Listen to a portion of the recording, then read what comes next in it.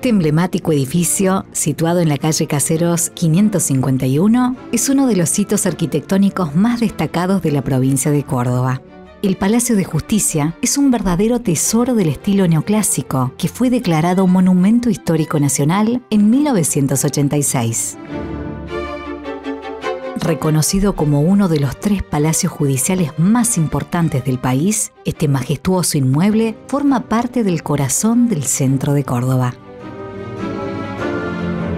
Eso se inscribe en una tradición de concursos que en la Argentina empieza en 1881 con los concursos para los grandes edificios de la recién fundada La Plata. Sigue en 1895 con el Congreso Nacional, que es un concurso internacional. Después varios para el Centenario. Y en la década del 20 uno de los más importantes es justamente el que se lanza en 1925 a instancias del inefable Ramón Cárcano, que a la sazón era gobernador de Córdoba, después de haber tenido muchos otros cargos nacionales y en la provincia, y se realiza un concurso nacional, donde se presentan distintos profesionales, sobre todo arquitectos, los arquitectos, digamos, que estaban realmente en primer plano en esa época.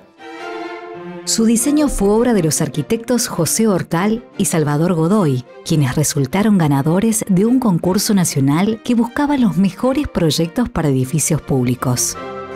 Con un agregado de estilo, de imagen arquitectónica, de ese poder o de esa institución que levantaba su edificio para hacer la cara visible, ¿no? La representación arquitectónica, en este caso, de un Palacio de Justicia. El arquitecto Hortal fue director nacional de arquitectura, estuvo en el Ministerio de Obras Públicas de la Nación. Son 2 arquitectos de prestigio y de saber hacer y de saber construir, ¿no? Que eso era importante. Inclusive hicieron una alternativa con estilo neocolonial, pero primó la decisión de adoptar el estilo neoclásico, porque en general en todo el mundo, desde principios del siglo XIX, se elige el estilo neoclásico en referencia a los templos de Grecia y Roma. Grecia, la democracia, el derecho romano y la república con Roma. La inauguración oficial tuvo lugar el 11 de febrero de 1936, en un acto encabezado por el gobernador Pedro Frías. En el Salón de los Pasos Perdidos, desde 1981, se erige un mausoleo en el que están depositados los restos mortales de Dalmacio Vélez Sarsfield, jurista cordobés, autor del Código Civil argentino y del Código de Comercio vigentes hasta el 2015, lo que reafirmó el vínculo histórico y simbólico del edificio con el derecho nacional.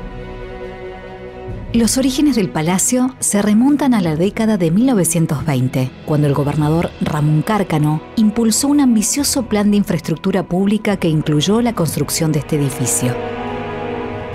Es el primer edificio monumental con este tipo de estilo, con este tipo de dimensiones, que se construye del otro lado del arroyo de la Cañada.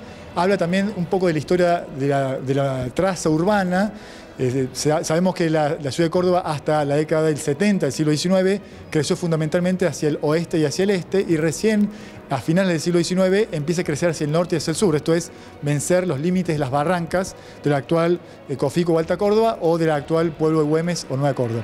En este espacio, la proximidad al centro de la ciudad de Córdoba, la proximidad a la mayoría de los espacios urbanizados como el Paseo de Sobremonte y el oeste de la ciudad, le daba un lugar central para la dinámica y la conexión entre los poderes del Estado y la demanda de la ciudadanía. El concurso de proyectos fue organizado en 1925, el año de creación del Tribunal Superior de Justicia, por la Sociedad Central de Arquitectos. La propuesta Sobremonte fue seleccionada para llevar adelante la obra, que estuvo a cargo del ingeniero Allende Pose. Casi 10 años desde la inauguración del concurso hasta la inauguración del Palacio, durante 10, 11 años que uno puede ver un poco la historia de la provincia, la historia del mundo en realidad, en distintos contextos que impactan en el Palacio, pero también en el desarrollo institucional de la provincia. Un poco Justo en este 2025 se cumplen, por un lado, la creación del Tribunal Superior de Justicia, una idea moderno, con la nueva ley orgánica que se aprueba en ese mismo año, 1925. Entonces asistimos con una especie de momento de modernización del Estado, de una intención de amplificar las instituciones, en buena medida porque las demandas de nuevos derechos, la aplicación de políticas sociales que resuelvan problemas ciudadanos, las discusiones respecto del sufragio, del estatuto de la ciudadanía, del régimen municipal. O sea, realmente son unos 10, 11 años muy intensos uno podría pensar, a nivel de historia global, a nivel de historia nacional y también a nivel de historia provincial. El edificio es un ejemplo del neoclasismo historicista, un estilo inspirado en los templos griegos y romanos que fue predominante en la arquitectura institucional durante el siglo XIX y principios del siglo XX. Su estructura se caracteriza por la simetría, 4 accesos principales, 3 patios internos y una disposición espacial pensada para facilitar las funciones judiciales. En los edificios de los palacios de justicia siempre hay una parte central que inclusive se destaca hacia afuera por los techos o porque hay un volumen que avanza y tiene columnas gigantes y espacios muy grandes, como el hall de espacios perdidos, que indica que ahí está la cabeza suprema de la justicia, la Corte Suprema, Tribunal Superior de Justicia de la provincia en este caso. Y después todo alrededor de patios y circulaciones, un sinnúmero de oficinas.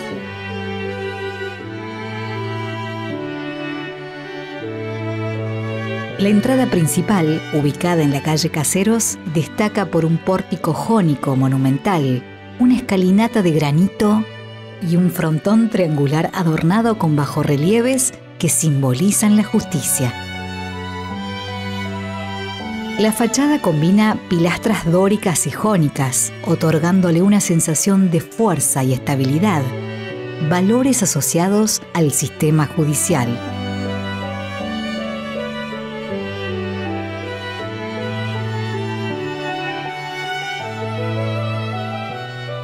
Era un trabajo de orquesta.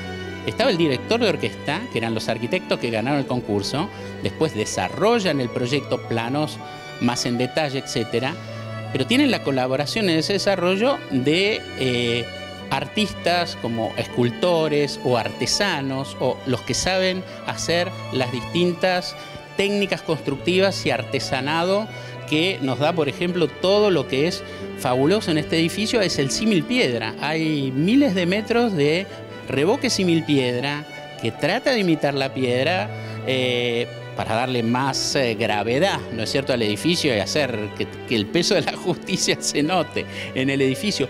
Pero es todo piedra artificial y es maravilloso porque en ninguna otra parte del mundo, como acá en Argentina, se hizo tanto y de tanta calidad símil piedra, porque no teníamos una tradición de cortar piedras o de ensamblar piedras como lo hacían los incas, los mexicanos, los europeos y en otros lugares del mundo. Hacíamos pircas, como las que tenemos acá en Córdoba también.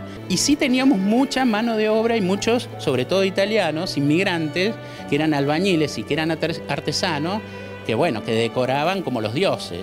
En Italia lo hacían en los interiores de las iglesias y los palacios con yeso. Vienen acá y hay una gran demanda pública y privada de hacer grandes edificios que representen a los poderes del Estado, provincial, nacional o a los inmigrantes enriquecidos. Y bueno, estos eran magos de imitar distintos materiales. Piedra travertino, piedra París. Lo que es curioso es que acá los italianos imitaban la piedra de París. Uno de los espacios más emblemáticos del interior es el Salón de los Pasos Perdidos, un amplio recinto de doble altura que evoca la arquitectura de las basílicas romanas. Rodeado de galerías en 3 niveles, con columnas corintias y una bóveda casetonada, este salón alberga los bustos de bronce de 2 grandes figuras del derecho argentino, Dalmacio Vélez Sarsfield y Juan Bautista Alberdi, creados por el escultor Suárez Barral. Las salas de audiencia del palacio conservan importantes obras de arte de destacados pintores como Camilioni, Lescano Ceballos, Vidal, Valle, Alonso, Pont Vergés y Seguí, que enriquecen el patrimonio cultural del edificio. alberga el Tribunal Superior de Justicia, que en el 2025 cumple 100 años de existencia. El Alto Cuerpo tuvo su origen a través de la Ley Orgánica del Poder Judicial 3364, como un órgano independiente de la Cámara de Apelaciones.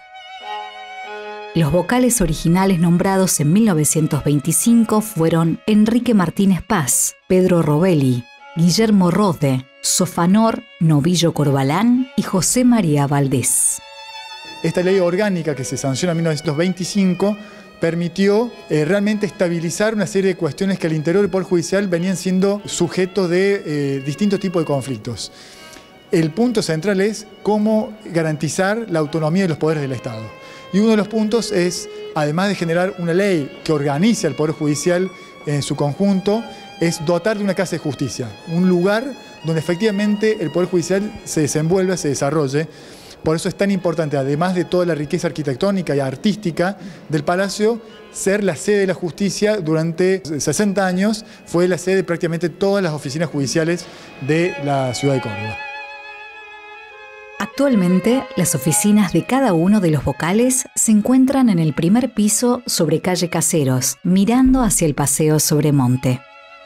A lo largo de su historia, el Palacio de Justicia ha sido centro neurálgico de la Administración Judicial Provincial.